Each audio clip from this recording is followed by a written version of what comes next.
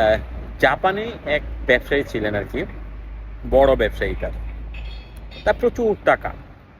তো এক বাংলাদেশি তার যে কোম্পানি আছে কোম্পানিতে কাজ করতেন, এবং এই কোম্পানির যে বাংলাদেশি ছিলেন এই মালিকের খুব কাছের লোক ছিলেন।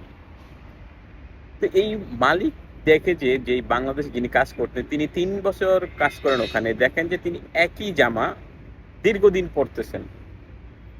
তিনি পড়েন না, কিন্তু দেখা যাচ্ছে প্রতি বছর শেষে তিনি একটা নির্দিষ্ট অ্যামাউন্ট কি করেন, মানুষের মধ্যে দান করে দেন। বিভিন্ন দেশে যান, গিয়ে তিনি গরিব মানুষদের মধ্যে দান করেন। তো সে একদিন জিজ্ঞেস করে, আচ্ছা বস, আপনার তো অনেক টাকা আছে, তা আপনি একই শার্ট কেন বারবার পরতেছেন? তো আচ্ছা হৃদয়, তোমার, আমি যে এই শার্টটা পরি এটা কি ছিঁড়ে গেছে? কয় না। এটা কি দেখতে কি নষ্ট হয়ে গেছে? কয় না। আমার শরীর ঢাকে? কয় হ্যাঁ। তো তাহলে আমি বাড়তি জিনিস কিনতে যাবো কেন?